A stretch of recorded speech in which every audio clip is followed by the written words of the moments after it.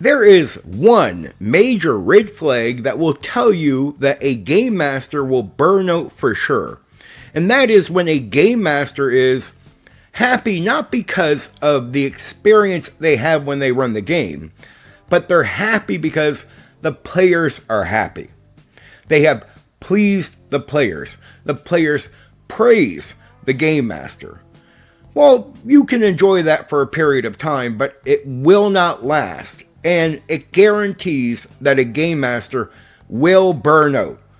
The number one focus for any game master, just like a player in this way, is that they focus on their experience during the game. And if they are happy with the experience, you're more guaranteed that that game master will stick around and not burn out. The problem that we see with many WotC game masters, and let's be honest, many new game masters, period, no matter what system they are running, many of them seem to find it to be more important that the players are pleased and that they are praised as being a great game master rather than worrying about the experience that they have at the table. Because of this, we see many game masters burning out, especially with 5e, but you see it with almost every game now, especially with new people coming into the hobby, even if they're running an older gaming system. If they are there to please people and be praised for doing so well, and that is their claim to fame, that is their what keeps them coming back, supposedly, you will see them burn out, right? They burn out with the older systems as much as they do with the newer ones. You, as a game master, need to make sure that your passion, that your thrill is there when you're in the game, when you're running the game, that direct experience. Everything beyond that is good is a bonus, but that result should be the main one that you're focused on achieving. That will make you want to keep coming back to the table, keep running games, stay in the hobby. Look, like any game master, I'm happy when my players are happy, of course. Of course I am. But in my opinion, that should just be a byproduct of me having a good time. If I'm having a good time during the game, then the players should be getting something positive out of that. And if I make it the focus that I'm enjoying myself, well then, again, I'm rewarding myself with the same thing I'm giving to the players, which keeps me going and keeps me coming back to the table without getting burned out. I mean, does it really matter? Are you going to be making money or being really famous if people are praising you for how good of a game master you are? Well, unless you're, in a group of a select few people, no, you won't be making money for that reputation. So at the end of the day, you being well-known or well-liked or well-respected, I mean, if that's enough for you status-wise, fair enough. But I would still tell that person, that game master, that they will burn out on running the game under that condition. What they should really want is what I'm talking about here. They should want to find their passion and their enjoyment with the game first and foremost. I don't care if people around the hobby think I'm good at game mastering. I don't give a good goddamn what they think. All I'm worried about is running the game and having a good time. And when I do, I'm going to have a good time. I guarantee that will, be good on the players. It will be a positive experience for them, which means they should have a good time. And at the end of that gaming session, I'm happy. And I don't need somebody on the outside or, somebody somewhere in the hobby to tell me that I'm good at what I'm doing. And I don't need to be praised when I come talk about the game. I don't care how people want to paint me.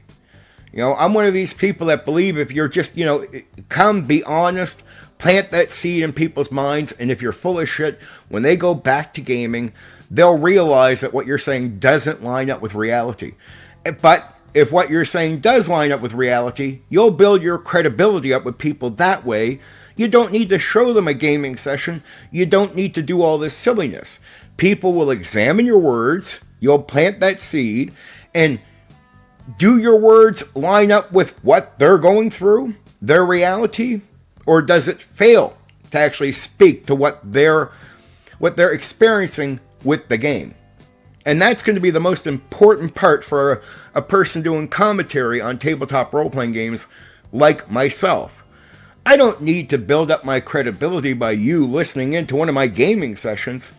I want to build up my credibility by you listening to what I say and, seeing if that makes sense to what you're going through. I don't come at this thinking I'm going to make money by giving you advice. No, this is all me giving back to the hobby that I feel like, this hobby saved my life. I was a very bad child. I was going in bad places. And not that it made me some great good person, but it definitely, when I started gaming, it took my focus away from many negative things going on in my life and made me behave better, right? It really saved me from going down a really bad path. And I was taught by people that were experienced in the hobby when I came in young. I had mentors, people that gave me advice, people that helped me out. And at this age, after, over 30 years in the hobby, over 30 years, running games and playing these games, I want to give back to the hobby. And I don't want to see that. I don't want people to view that process as something cheap. Like, I'm trying to get views or subs. I'm not trying to make money off giving advice. I'm trying to give back. And that's all I want to do. And of course, I want to successfully give back. I want to help the hobby. I want my advice to help people that need help, that might be looking for advice, or maybe it's to get them to consider something they never even thought before. But there's no bad intent. There's no negative intent of trying to scam people with what I say, what I'm posting on YouTube. Game mastering in the tabletop role-playing game hobby can be a very challenging career path in the hobby to take. A very challenging one for sure. The type of work you can do for game mastering is something you normally get paid for. Like from performing to how you prep. I mean, it's all really work to a degree. Though at the end, you're looking to have fun because that is going to be your payoff because you're really not going to get paid. So if you're doing the kind of work that usually people get paid for, that's their enthusiasm for staying around. Well, if you don't have that going on, you need something that drives your passion.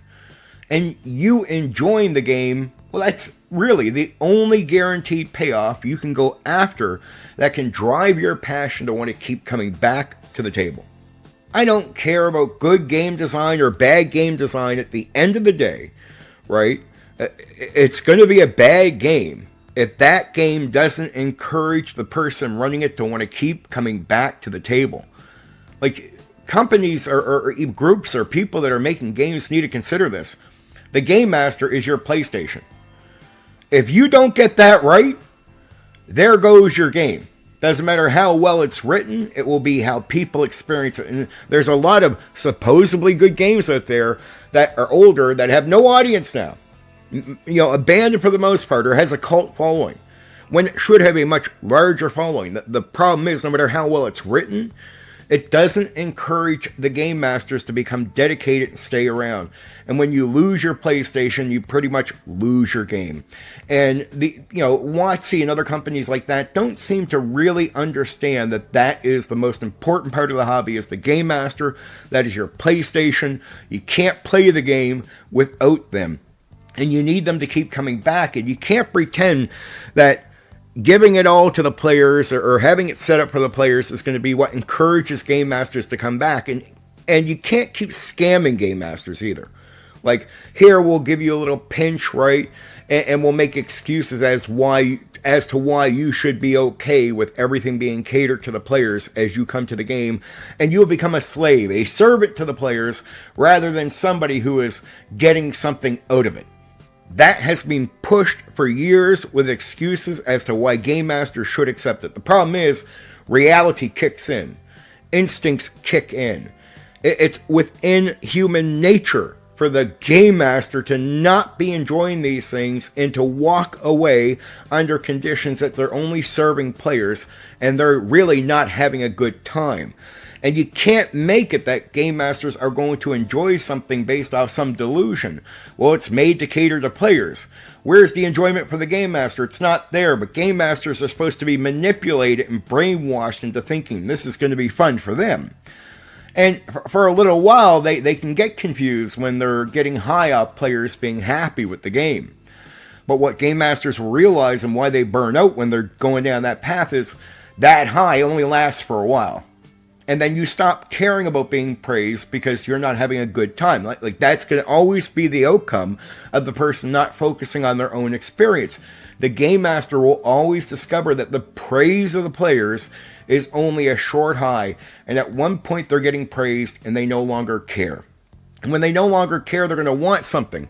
But here's what happens to a lot of these game masters that get that far into it. They realize that by the time they realize they want more out of it, they've already painted themselves into a corner. And to get more out of it means they would have to become somebody they probably most likely have criticized. They have criticized that kind of game master. They've heard their players and people in their part of the hobby criticize that kind of game master. But they realize at that point, for them to have their good time, for them to be able to be passionate about what they're doing, well, the game master they thought was maybe in the wrong is somebody who's actually in the right. And that is the type of game master that's going to keep coming back to the table, is the one at one point that, the players might have been criticizing. We don't want that kind of guy. We want the guy who comes in and becomes a servant, a slave to us. Right? But they don't see their game master as a slave. It's not perceived that way. Right? They don't get that the game master is a servant. They've been given all these justifiable words to justify, the game master there using other language, not being direct, not really speaking truth. And this has been going on years with the position of game master, and many games and companies are wondering why their games so quickly fall off in comparison to, back in the old days when older editions of D&D were coming out and they could hold on to, things for decades, even up until now. There's new people coming into the hobby now running the older games. But I guarantee you're not going to see the same thing happening with 3rd, 4th, and 5th in the same way. The editions that WotC has created. You'll notice they don't have a long-lasting, shelf life in the same way. Because the WotC editions of D&D teaches the game masters how to serve the players. It doesn't teach the game masters how to enjoy the game.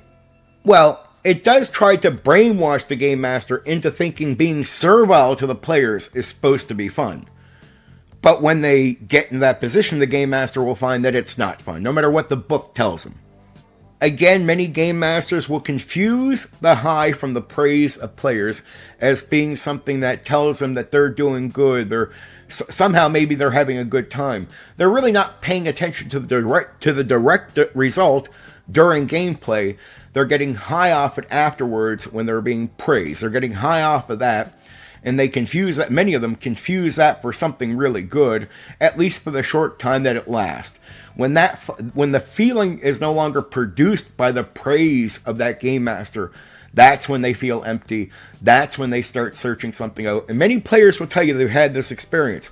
They have a game master for many years, maybe running 3rd edition, and the game master is very servile. They praise the game master. He's great or she's great. Talk, very highly about that person. And then one day, their game master seems to want to go down a different road, or the game master seems unsatisfied with what they're doing. And the game master starts pushing onto things that other game masters from the old school, they may have criticized those old school game masters for being like that, expecting their game master found the right path, but yet somehow their game master, after a period of time, seems to be going down the path of the old school game master in search of something. And they seem at that point to be unsatisfied with what they're doing. Well, really, when were they satisfied with what they were doing? They probably were never. Again, they misunderstood the high they got from being praised as meaning they're doing something positive. If they would have paid attention to the actual experience they're having at the table, they would have realized, in most cases, sooner than later, that the experience wasn't that great. And it wasn't doing the job for them. And they could have understood that the praise felt good, but the direct experience was not. It was not what they wanted. But what happens is that praise covers up, your mind. Like it puts blindfolds on you for a period of time But when that goes away and you want that high again, you want that good feeling from role playing, from running games, from being part in the hobby and taking part in it. You want that good time. When it stops coming from the praise of your players and other people, well, then what? Then you'll realize that what you're doing is not good enough to achieve that. Because if what you were doing was good enough to achieve that, then the praise wouldn't really matter, would it? You wouldn't need to be praised. You would just have a good time at the table with your players, have a great experience, and that would honestly be enough. It's enough for me, right? I don't need to be praised. I'm really in it for the experience, as are the players. That's what we're all in it for. I've never gotten to tabletop role-playing games for the idea of serving people, right? To me, it's you're on a team.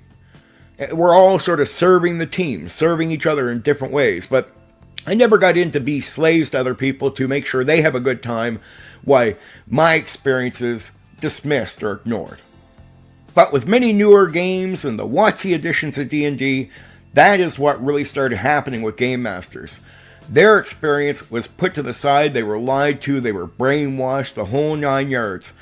But what they find out is, no, none of it's really good enough to keep them coming back, and that's why so many newer games fall off the cliff sooner than later. Where older editions, older games might have lasted for a longer period of time and kept people happy to a degree. The newer games, they just have this short, life, right?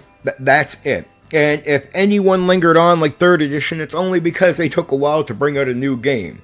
But trust me, the demand for a new game was there for a long time. That's why you get a 3rd, going up to 3.5, and even Pathfinder coming out because of the demand for a new game sooner than later. Like so soon, it was obvious. The companies might not be keeping up, but this demand was there because what people were being fed wasn't good enough. They needed something different, something new. 4th edition wasn't the answer for them. In reality, neither was 5th. Right? And many of the side games that seem okay, they're enjoyable in short runs, but again, I find many games that people praise are not good at keeping a game master coming back to the table for a long period of time. And that is the big secret, especially when I'm a 2nd edition guy, AD&D, older editions from TSR. That game kept me coming back to the table right up until 2024, starting from 1991, right? That's the huge difference between, say, the older games, or especially 2nd edition, did this better than any older edition, but kept people coming back, understood it was about the experience at the table, not about being praised, not about being the great game master. It's all bonus when players are that happy with their experience that they praise you. And that means they're having a good time. So you take their praise to something they're saying that's beneficial to them in many ways. If they're happy with you, it means they're pleased. They got what they want. But if they're happy with you at the same time that you're happy, that's what you're looking for. You're not looking for an experience where they're happy and you're still looking for your happiness. Which is what many game masters are doing in 2024, and what many 5e, 4e, 3e DMs, not many for 3e and 4e, admittedly, in 2024, but the WotC edition game masters, and you run over to some other games, and their game masters or storytellers, whatever you call them, are all people that are really not happy, and they're really in search of their happiness, and they might not realize why it is that they're not reaching it with these games, these other games, the newer WotC editions and these other side games. It's because these games don't understand the game master and what the game master needs to keep coming back to the table. And it's quite obvious.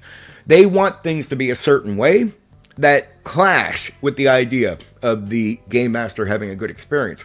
And instead of accepting that thing won't work, they keep trying to put duct tape on it to make it work, but it just doesn't. It's like you're trying to stick something around, into a square, right? These things aren't meant to go together in that way, right? They're not made to go together. And this is the problem with many of the newer games. They're really not made for the game master. They're only made for the players. So when you as a game master try to have a good experience with that game, It's like trying to fit something in where it doesn't fit. It's your experience in that way doesn't really matter. And if you really pay attention, you'll notice this with a system like 5e, even in the newer version of it, 2024. Anyway, for now, take care.